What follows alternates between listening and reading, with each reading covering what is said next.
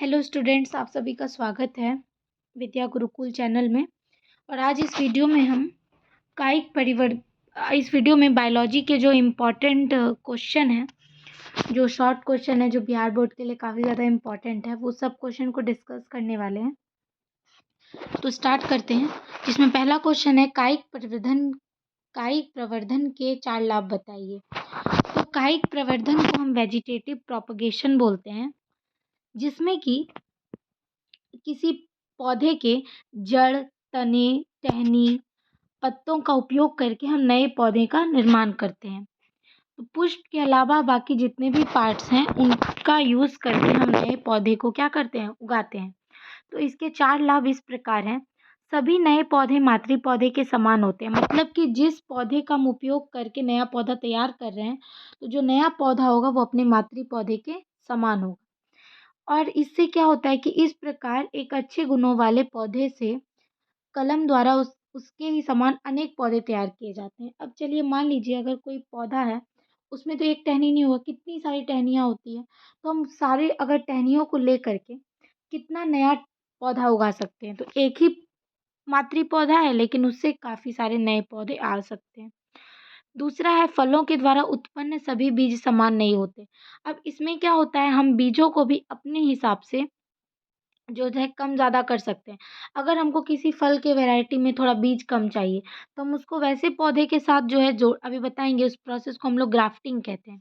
तो आप देख सकते हैं, इस पौधे को जो है हम ग्राफ्टिंग कहते हैं। तो ये प्रोसेस को इसमें क्या होता है कि हम 2 प्लांट को लेते हैं। एक ऐसा पौधा है जिसके फलों में बीज कम होता है। अच्छा, फैमिली सेम होना चाहिए। अब आगे पढ़ेंगे हम लोग कि इस फैमिली में कौन-कौन से पौधे आते हैं, ये सब हायर क्लास की चीज़ है। बस याद रखिएगा कि पर फैमिली सेम होना चाहिए। तो ये देखिए, ये जैसे कि एक हमारा क्या है, प्लांट है जिसमें मान लीजिए बीज थोड़ा कम रहता है, और दूसरा ये पौधा है जिसका छिलका पतला है और जिसमें गूदा यानी कि पल्प ज़्यादा होता है।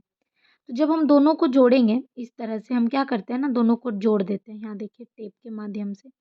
तो क्या होता है कि जो हमारा कुछ दिन के बाद ये जुड़ जाएगा और जो नया पौधा हमारा आएगा, उसमें तो फल भी हमारा छोटा-सा होगा, मतलब फल का जो मतलब छिलका होगा वो भी पतला होगा, गूदा भी ज़्यादा होगा और बीज भी कम होंगे। तो इस तरह से 2 गुण वाले अलग-अलग गुणों वाले पौधे को जोड़ते हैं, और परिवार दोनों का फैमिली सेम होना चाहिए, और उससे जो है नए पौधे का निर्माण करते हैं। इस प्रोसेस को ग्राफ्टिंग कहते हैं। तो इससे क्या होता है, बीज जो है हम कम भी कर सकते हैं। किसी-किसी फल में बीज का मात्रा आप देखते होंगे कम रहता है। आप सेब में ही देख लीजिए कितने तरह का सेब मिलता है। तो ये सब तैयार जो होता है ना, इसी प्रोसेस के द्वारा होता है। नेक्स्ट पॉइंट पढ़ते हैं। कायिक जनन द्वारा नए पौधे थोड़े ही समय में प्राप्त हो जाते हैं। तो क्योंकि हम बीज से तो पौधा निर्माण नहीं कर रहे हैं, किसी टहनी से कर रहे हैं या फिर किसी भी मतलब तने से कर रहे हैं, तो क्या होता है कि इसको उगने में समय कम लगता है, क्योंकि टहनी तो उतना दूर उगा हुआ है ये पहले से, उसके ऊपर ही ना बाकी ग्रोथ होगा, तो समय भी कम लगता है। जैसे एक और हम तरीका देखते हैं उससे समय, ये देखिए, तो ये इस प्रोसेस को हम लोग लेयरिंग कहते हैं इंग्लिश में। अच्छा, इसमें क्या होता है, जैसे कि आप देख सकते हैं यह एक पौधा है, तो ये नींबू का पौधा, जैस्मिन का पौधा, अमरूद का, इस सब तरीके से इसमें होता है। तो इसके एक टहनी को लिया गया और मिट्टी के अंदर इसको क्या किया गया, डाल दिया गया। कुछ समय के बाद क्या होता है, यहाँ पर से देखिए बहुत सारा रूट्स यानी जड़ निकलने लगते हैं। यहाँ से जड़ निकलता है और धीरे-धीरे ऊपर नए पौधे बनना स्टार्ट हो जाते हैं। और जब नए पौधे बने, तो कुछ समय के बाद जब ये पौधा अच्छे से तैयार हो जाता है, तो यहाँ से इसको क्या किया जाता है, कट किया जाता है। ठीक है? तो इस तरह से जो है हम लोग नए पौधे को उगा लेते हैं। तो इसका ग्रोथ भी जल्दी होता है। ठीक? अच्छा, जैसे कि नींबू का आप देख लें, तो नींबू या फिर अमरूद, ये सब भी उगाया जाता है इस प्रोसेस के द्वारा। आप देख सकते हैं यहाँ पे, ये है आलू और ये है आपका जो है क्या बोलते हैं उसको, अदरक। इसमें कैसे किया गया है, तो इसमें क्या किया गया कि आप देखे होंगे कि आलू जो होता है उसमें छोटे-छोटे बहुत सारे डॉट होते हैं, और कुछ समय के बाद इससे क्या होता है, बर्ड की तरह निकल, जिसको हम लोग क्या बोलते हैं, आँख निकल आता है आलू में। और इसको जब निकलता है तो किसान क्या करता है, इसमें जहाँ-जहाँ से आँख निकलता है उस पार्ट्स को काट देता है, और काट के उस पीसेस को क्या करता है, मिट्टी के अंदर डालता है। और मिट्टी के अंदर जब डाल देता है तो उससे फिर नया पौधा ग्रो कर जाता है। तो एक आलू से कितने सारे हम लोग नए पौधे तैयार कर सकते हैं। ऐसा ही अदरक में भी होता है, इसे हम लोग ट्यूबर कहते हैं। अदरक में भी क्या होता है, छोटे छोटे बड निकलते हैं, राइजोम जिसे कहते हैं, और उसे जब हम मिट्टी के अंदर डालते हैं तो उससे फिर नए अदरक के पौधे निकल आते हैं। यानी एक ही पौधे से कितने सारे नए पौधे हमारे ग्रो कर गए। तो ये फायदा है किसका, कायिक प्रवर्धन का। चौथा पॉइंट है, वे पौधे जो बीज द्वारा सरलता से प्राप्त नहीं किए जा सकते, कायिक जनन द्वारा प्राप्त किए जाते हैं। तो जो पौधे सब बीज के द्वारा नहीं उगता है, नहीं उगाया जा सकता है, तो उसको हम लोग कायिक प्रवर्धन के द्वारा उगा सकते हैं। तो ये है इसका 4 लाभ। आप एग्जाम्पल भी लिख सकते हैं और साथ ही साथ ये सब पॉइंट तो लिखना है ही। चलिए नेक्स्ट क्वेश्चन पे चलते हैं। अच्छा, एक कायिक प्रवर्धन में एक और आप एग्जाम्पल लिख सकते हैं, एनसीईआरटी का एग्जाम्पल है कि जैसे कि ये देख सकते हैं आप, इसे हम ब्रायोफाइलम बोलते हैं। और इस पत्ते में क्या होता है ना, इस पत्ते के साइड साइड पर छोटी छोटी कलिकाएं निकलने लगती हैं, और जब ये कलिकाएं बड़ी हो जाती हैं तो मिट्टी में गिर जाती है। इसमें जड़ भी होता है, मिट्टी में गिर जाती है और उससे ढेर सारे नए पौधे तैयार हो जाते हैं। तो पत्ता एक, उससे कितने सारे नए नए कलिकाएं निकली और उस कलिकाओं से कितने नए पौधे निकले। तो इसीलिए कहा जाता है कि कायिक परिवर्धन में एक समय में ही हम ढेर सारा पौधा को भी उगा सकते हैं। नेक्स्ट क्वेश्चन है, प्रकाश संश्लेषण की प्रक्रिया क्लोरोप्लास्ट में ही क्यों होती है। तो देखिए, क्लोरोप्लास्ट में ही इसीलिए होती है क्योंकि क्लोरोप्लास्ट में एक हरित वर्णक पाया जाता है जिसे हम बोलते हैं क्लोरोफिल। और उस क्लोरोफिल का काम होता है सूर्य की किरण को अपनी ओर खींचना। तो देखिए इसीलिए, और प्रकाश संश्लेषण की प्रक्रिया जो है वो सूर्य की किरण के द्वारा, यानी कि जो प्रकाश होता है वो तो सनलाइट के द्वारा ही आता है। इसी प्रकाश संश्लेषण की प्रक्रिया क्लोरोप्लास्ट में होती है। अब हम समझते हैं कि आखिर ये क्लोरोप्लास्ट पाए कहाँ जाते हैं। तो देखिए, प्रकाश संश्लेषण की क्रिया क्लोरोप्लास्ट में इसीलिए होती है क्योंकि पत्तियों के पैलिसेड तथा स्पंजी पैरेन्काइमा में अनेक क्लोरोप्लास्ट भरे होते हैं। क्लोरोप्लास्ट में ही हरित वर्णक क्लोरोफिल पाए जाते हैं जो कि प्रकाश संश्लेषी होते हैं। अब समझते हैं हम लोग। तो आप देख सकते हैं ये पत्ते का आंतरिक भाग है, मतलब ये पत्ता होता है ना, इस टाइप का होता है ना। चलिए इसको हम सीधा बना, अगर इसको काटें तो बीच का जो भाग होगा वही क्या है, मीज़ोफिल, यानी पत्ते के जो बीच का भाग होता है अंदर का, वही मीज़ोफिल कहलाता है। उसमें पाया जाता है पैलिसेड। उतना याद नहीं रखना, सिंपल याद रखिए। ये है पैलिसेड और ये है स्पॉन्जी। देखिए ऊपर पैलिसेड है जो थोड़ा थोड़ा साथ में एकदम जुड़ा हुआ है, और स्पॉन्जी जो होता है थोड़ा खाली खाली, उसमें बीच में खाली जगह भी पाए जाते हैं। तो आप दोनों को अगर गौर से देखेंगे उसमें काफ़ी सारा आपको छोटा छोटा डॉट देखने मिलेगा, है ना। और यही डॉट है क्लोरोप्लास्ट, और यही क्लोरोप्लास्ट में पाया जाता है क्लोरोफिल। एक और हम देखते हैं इसका। तो आप देख सकते हैं ये है हमारा एक पत्ता, उसके अंदर का ये एनसीईआरटी का ही डायग्राम है। तो आप देखिए ये है आपका पैलिसेड और नीचे आपका स्पॉन्जी पैरेन्काइमा, और इसी पैलिसेड में आपको छोटा छोटा बहुत सारा क्लोरोप्लास्ट देखने के लिए मिल रहा होगा, है ना। यही है क्लोरोप्लास्ट का जगह। तो आप लिखिएगा एग्जाम में कि क्लोरोप्लास्ट जो है वो हमारे पैलिसेड, मतलब पत्ते के जो मीज़ोफिल के भाग में, जिसमें पैलिसेड और स्पंजी पैरेन्काइमा है, उसमें पाए जाते हैं। और ये क्लोरोप्लास्ट जो है हरित वर्णक, जिसे हम क्लोरोफिल कहते हैं, हरित वर्णक क्लोरोफिल इसमें पाया जाता है। और ये जो क्लोरोफिल होता है ये प्रकाश संश्लेषी होता है, इसीलिए प्रकाश संश्लेषण की प्रक्रिया कहाँ होती है, हमारे क्लोरोप्लास्ट में होती है। और ये क्लोरोप्लास्ट कहाँ पाया जाएगा, हमारे पत्ते में। नेक्स्ट क्वेश्चन है, प्रतिवर्ती क्रिया क्या है। तो जीवधारियों में किसी दृश्य या अदृश्य, बाह्य अथवा भीतरी उद्दीपन के प्रभाव में होने वाली वे अनैच्छिक क्रियाएं जिसका संचालन एवं समन्वय प्रायः मेरुरज्जु की तंत्रिकाओं द्वारा होता है, प्रतिवर्ती क्रिया कहलाती है। तो प्रतिवर्ती क्रिया को ही हम क्या कहते हैं, रिफ्लेक्स एक्शन। यानी कि अगर बाहर में कोई चेंज हो रहा है, यानी बाहर का जो चेंजेस है उसके लिए जो हमारा शरीर रिएक्ट करता है, वही क्या कहलाता है, रिफ्लेक्स एक्शन। मान लीजिए अभी आपको कोई गरम गरम चाय का कप अपने आप के हाथ में सटा दे तो आप तुरंत हाथ को पीछे की तरफ कर लेंगे।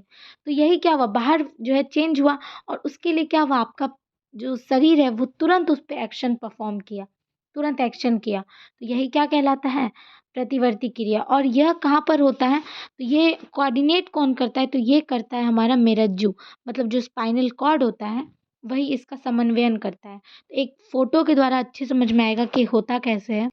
तो ये एक प्रतिवर्ती चाप है, मतलब कि प्रतिवर्ती क्रिया किस प्रकार होती है। तो आप देखिए, यहाँ किसी का हाथ है, ये हाथ जो है इसको चाय का कप दिया गया पीने के लिए और ये हाथ से क्या कर रहा है, उस चाय के कप को टच कर रहा है। तो जैसे टच करता है तो यहाँ हमारे भी तो नर्व पाए जाते हैं, बहुत सारी तंत्रिका कोशिका पाई जाती है, ठीक है। तो जैसे ही उसने टच किया तो वो जो है तुरंत हमारी तंत्रिका कोशिका जो है, रिसेप्टर्स हम लोग जिसे बोलते हैं ना, ग्राही, तो त्वचा में भी ग्राही होती है, हमारे जीभ में भी होती है, कान में भी होती है, मतलब हमारे सेंस ऑर्गन्स में प्रेजेंट होती है। तो इस ऊष्मा को जो है नर्व रिसेप्टर ने ग्रहण किया और ये ग्रहण करके नर्व को देगा। और एक जो नर्व होता है जिसे हम लोग संवेदी तंत्रिका कोशिका कहते हैं, जो कि इस सूचना को लेके कहाँ जा रही है, हमारे स्पाइनल कॉर्ड में। अब स्पाइनल कॉर्ड में क्या होता है, एक प्रतिसारण तंत्रिका कोशिका होती है जिसे हम क्या कहते हैं, रिले न्यूरॉन। ये क्या करती है, उस संवेदी तंत्रिका कोशिका को की सूचना को लेती है और उस सूचना को लेके किसको देती है, प्रेरक तंत्रिका कोशिका को।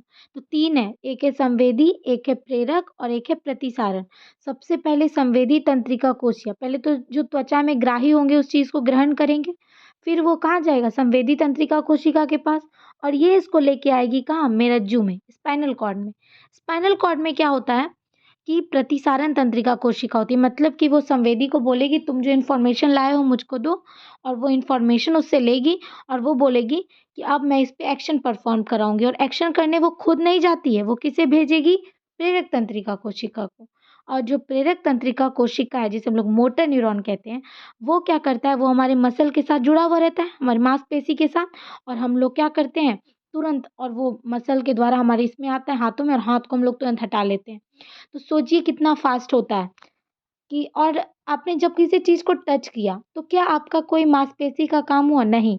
पर जब आप उस पे एक्शन परफॉर्म करेंगे, जैसे आप हाथ को हटाएंगे तो आपका मसल ही ना मुड़ेगा। इसीलिए जो मोटर तंत्रिका कोशिका है वो हमारे भुजा में, मतलब कि जो हमारे हाथों की भुजा के जो पेशियां मांसपेशी होती है उसी में जुड़ी हुई रहती है, उसको हम लोग न्यूरोमस्कुलर जंक्शन कहते हैं। और ये क्या करती है, एक्शन परफॉर्म करती है और हम लोग हाथ को हटा लेते हैं। तो संवेदी तंत्रिका कोशिका जो है सूचना लेके जाएगी, यानी पहले तो ये ग्राही से ग्रहण करेगी और फिर उसको लेके जाएगी मेरज्जू के पास। मेरज्जू में है प्रतिसारण तंत्रिका कोशिका। ये क्या करेगी, उसको लेकर प्रेरक तंत्रिका कोशिका को बोलेगी, इन्फॉर्मेशन देगी कि हाथ को हटाओ, और ये मसल के साथ आएगा और हम अपने हाथों को हटा लेंगे। तो ये पूरी प्रक्रिया कहलाती है आपका प्रतिवर्ती क्रिया।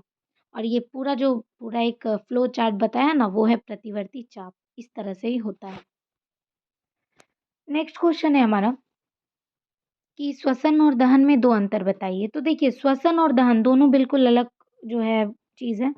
श्वसन जो है ये एक जैविक प्रक्रिया है, ये हम लोग सभी करते हैं, इसको हम लोग रिस्पायरेशन बोलते हैं, है ना? जिसमें हमारा जो जो कि सजीवों में होती है। तो यह एक जैविक प्रक्रिया है, जैविक प्रक्रिया है, सजीवों में होगी। और इसमें क्या होता है, ऊर्जा एक चरण में मुक्त नहीं होती है। आपने पढ़ा हो ग्लूकोज से पहले पायरुविक अम्ल में टूटता है, फिर उससे अलग-अलग तरह से एनर्जी एटीपी के फॉर्म में टूटता है। तो अलग-अलग चरणों में होती है। अब दहन जो है ये सजीव में नहीं होती है। एक तरह से इसे क्या हुआ, कम्बसन, जैसे हम कुछ भी जलाएँ, तो वो एक तरह से दहन है। रासायनिक प्रक्रिया है। और इसमें अब एक बार में जलाएँगे तो एक बार में ही सारा ऊर्जा निकल जाएगा, उसमें तो कोई चरण नहीं होता है, ठीक है? तो देखिए पिक्चर से समझ जाएँगे, तो देखिए आप, ये है कम्बशन, इसमें क्या होता है, दहन। लकड़ी को आपने आग जलाया, तो लकड़ी में जब आपने आग को जलाया तो क्या हुआ, एक बार में ही सारी ऊर्जा मुक्त हो गई, है ना? ये तो आपका कम्बशन हो जाएगा, और ये सजीव में नहीं होती है। दूसरा है क्या, ये जो है रासायनिक क्रिया है, देखिए आप, रासायनिक अभिक्रिया है। चलिए नेक्स्ट क्वेश्चन में, अच्छा पहले नेक्स्ट क्वेश्चन में जाने से पहले हम लोग देख लेते हैं रिस्पायरेशन भी क्या होता है। तो ये मनुष्य में मैं बता रही हूँ, तो ये लंग्स में होता है, लंग्स के द्वारा होता है, जिसमें क्या होता है, तो जो ऑक्सीजन ब्लड जो है, ब्लड में ऑक्सीजन मिक्स होता है और ब्लड ऑक्सीजनकृत हो जाता है ना? और इसमें अलग-अलग चरणों में एनर्जी टूटता है, ग्लूकोज से पायरुवेट में, उसके बाद जो है अलग-अलग तरह से एनर्जी टूटता है आगे एटीपी के फॉर्म में। तो नेक्स्ट क्वेश्चन है, डीएनए आनुवांशिकता का आधार है कैसे? तो देखिए, डीएनए जो होता है ना, आनुवांशिकता क्या हुई कि मतलब जो माता पिता के जो कैरेक्टर है, गुण है, वो बच्चों में आना, आनुवांशिक गुण तो ये कहलाएंगे आनुवांशिकता। तो डीएनए क्या होता है, तो डीएनए क्या होता है, जब टूटता है डीएनए रेप्लिकेट करता है। तो जब डीएनए का रेप्लिकेशन होता है, तो ये है अगर डीएनए, तो डीएनए जब टूटता है तो बहुत सारे कोड से बना होता है। एक नेक्स्ट पहले वाले वीडियोस में बताया गया ऑलरेडी। तो ये जब टूटता है तो क्या होता है, उस सूचनाओं को जब तोड़ता है तो दूसरा डीएनए बनाएगा, एक से ही दो बनेगा। तो वो सूचना अपने से दूसरे में भी डालता है। तो इसी तरह से क्या होता है, ट्रांसफर होता है सूचना का, गुण का, कैरेक्टर का। तो एक पीढ़ी से दूसरी पीढ़ी जो है इसी तरह से सूचनाएं, आनुवांशिक सूचनाएं पहुंचती है। और ये सूचना को रखता ये है, तो ये जब दो भाग में अलग होगा, रेप्लिकेट करेगा, यानी अपने ही जैसे दूसरे डीएनए को बनाएगा, तो उस सूचना का भी संचारण करेगा। इसीलिए जो है डीएनए आनुवंशिकता का आधार है। तो आंसर पढ़ते हैं, डीएनए में प्रतिकृतिकरण, जिसे हम रेप्लिकेशन कहते हैं, के द्वारा अपने ही जैसे गुण के संश्लेषण की क्षमता होती है। यानी ये गुण जब अपने जैसा ही दूसरा डीएनए बनाएगा तो उस गुण को अपने से दूसरे वाले में भी ट्रांसफर करेगा, जिसके द्वारा ये आनुवांशिक सूचनाएं नई पीढ़ी में पहुंचाता है। इसलिए ये आनुवांशिक गुणों को एक पीढ़ी से दूसरी पीढ़ी में संचारित करता है। चलिए अब नेक्स्ट क्वेश्चन की तरफ चलते हैं। ये सारा क्वेश्चन बहुत इंपॉर्टेंट है, आप नोट्स बना के सब क्वेश्चन को लिख सकते हैं। तो अभी हम लोग ने पढ़ा था जस्ट रिस्पायरेशन, और मैंने बोला था कि ग्लूकोज जो है वो पायरुविक अम्ल में टूटता है, पायरुवेट में टूटता है। तो देखिए अभी क्वेश्चन आ गया, ग्लाइकोलाइसिस से आप क्या समझते हैं। तो देखिए ग्लाइकोलाइसिस जो होता है ना, वो हमारे कोशिका द्रव्य में होता है, साइटोप्लाज्म में होता है। तो ये अगर हमारा कोशिका है, ये न्यूक्लियस है, तो ये होता है कोशिका द्रव्य। कोशिका द्रव्य में ये होता है, जिसमें होता क्या है कि ग्लूकोज जो है उसका आंशिक ऑक्सीकरण होता है, और वह किसमें टूटता है, पायरुविक अम्ल में। तो देखिए ग्लूकोज में आपने फॉर्मूला देखा होगा, C6H12O6। तो ये जब टूटता है ना, तो ये दो अणु बनाता है, किसका, पायरुविक अम्ल का। और एक पायरुविक अम्ल में कार्बन के कितने कंपाउंड कार्बन कितने कार्बन होंगे, 3। ठीक है, C3। कि ग्लूकोज आंशिक ऑक्सीकरण होता है और पायरुविक अम्ल बनता है। इस क्रिया में पायरुविक अम्ल के दो अणु बनते हैं, C3। और ऊर्जा जो होता है वो मुक्त होती है। देखिए आप, ये ग्लूकोज है, जब ग्लाइकोलाइसिस होगा, ये होगा कहाँ, हमारी कोशिका द्रव्य में। ठीक है, कोशिका द्रव्य में होगी ये प्रक्रिया, और इससे टूटेगा ग्लूकोज, तो पायरुवेट में टूटेगा, दो पायरुवेट बनाएगा, पायरुवेट कहते हैं इसको हम लोग। और इसके बाद ऊर्जा भी मुक्त होती है। चलिए नेक्स्ट क्वेश्चन की तरफ चलते हैं। आपको ये डायग्राम नहीं बनाना है, सिर्फ लिखना है। किन्हीं 4 पादप हार्मोन के नाम लिखें। तो जो पादप हार्मोन यानी जो प्लांट हार्मोन है, उसमें 4 का नाम लिखना है। तो 4 पादप हार्मोन इस प्रकार है, ऑक्सिन, जिब्रेलिन, साइटोकिनिन और एब्सिसिक एसिड। तो एक-एक करके सबका फंक्शन भी पढ़ते हैं। अगर नाम लिखने आए तो आप एक-एक लाइन सबका फंक्शन भी लिख देंगे तो अच्छा रहेगा। ऐसे सिर्फ आप नाम भी लिख सकते हैं। चलिए नेक्स्ट दिखाते हैं एक-एक करके फंक्शन। तो आप देख सकते हैं, ये है आपका ऑक्सिन का काम। तो ऑक्सिन का कार्य है कि ये ऑक्सिन कोशिका दृघन द्वारा स्तंभ या तने की वृद्धि। तो देखिए अब तना वगैरह का जो वृद्धि हुआ, यानी ये टिप पे पाया जाएगा, मतलब जैसे कि रूट के भी टिप पे पाया जाएगा तो रूट का भी ग्रोथ करेगा। तनों पे पाया जाएगा, तनों का भी ग्रोथ करवाएगा, है ना। और ये बीज रहित फल के उत्पादन में भी सहायक होता है। पत्तियों को झड़ने, यानी आप देखते हैं ना, पत्ती जो है कैसे जुड़ी हुई रहती है, गिरती नहीं है जल्दी। तो ये पत्तियों को गिरने से रोकता है, फल को भी गिरने, यानी फल जो है मतलब कच्चा फल भी आप देखते हैं पेड़ पे लगा हुआ ही रहता है, वो गिरता नहीं है। तो ये क्या करता है ना, उसको पकड़ के रखता है, फलों के गिरने को या फिर पत्तों के गिरने से बचाता है। गिरने नहीं देता बल्कि गिरने से बचाता है ना। और ऑक्सिन का भी और भी काम है, ये मेनली ये प्लांट में ग्रोथ करवाता है, जो प्लांट का जो ग्रोथ है वो ये करवाएगा, और पत्तियों को गिरने से बचाएगा, फलों को गिरने से बचाएगा। ठीक है, चलिए अब और दूसरे का देखते हैं फंक्शन। अब जिब्रेलिन का कार्य जो होता है, जिब्रेलिन्स का कार्य है, इसका कार्य क्या होता है कि जिब्रेलिन जो है कोशिका विभाजन करता है, यानी कि जो कोशिका का विभाजन है उसको ये करने में हेल्प करता है। उसके बाद है कोशिका का जो दीर्घन है, मतलब कोशिका की जो साइज़ है उसको भी इंक्रीज़ करता है, जिससे क्या होता है, तने लंबे होंगे, है ना? और प्लांट का आकार बढ़ेगा। और ये भी बीज रहित पौधों के को उत्पादन में भी भाग लेता है। और बीजों के अंकुरन में आप देखते हैं ना, बीज जब लगाते हैं तो उससे नया पौधा निकलता है, अंकुरन होता है, तो ये अंकुरन में हेल्प करता है, ठीक है? अंकुरन को प्रेरित करता है। अब एब्सिसिक एसिड का कार्य देख सकते हैं। तो एब्सिसिक एसिड जो है कली का बड डोरमेंसी, तो आपने देखा है ना कि कोई भी कली खिलने से पहले कुछ टाइम तक तो वो ऐसे बंद सी रहती है ना? तो यही है, ये कलिका को जो है खिलने से रोकता है।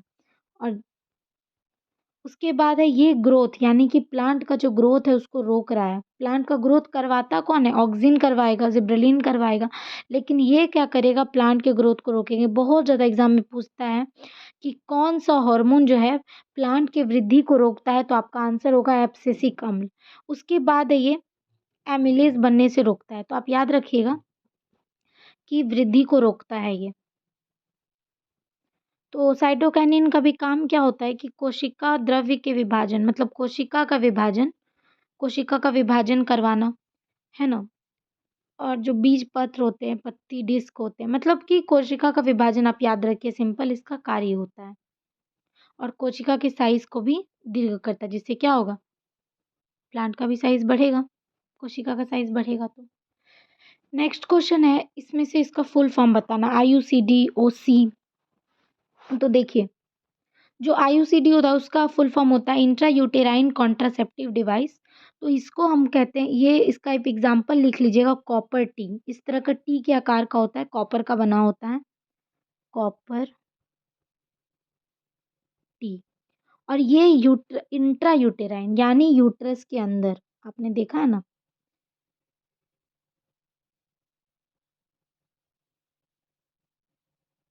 तो ये है यूट्रस, तो इस यूट्रस के अंदर इसको प्लेस किया जाता है, देख सकते हैं।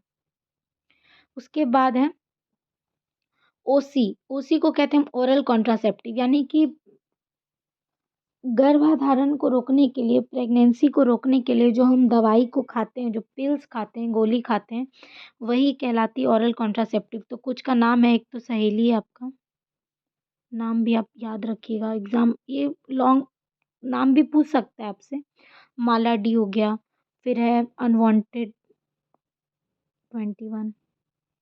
तो ये सब कुछ कुछ दवाइयाँ हैं जिसका प्रयोग हम लोग करते हैं प्रेगनेंसी को रोकने के। दोनों का उपयोग होता है प्रेगनेंसी को रोकने के लिए, दोनों कॉन्ट्रासेप्टिव का उदाहरण है ना?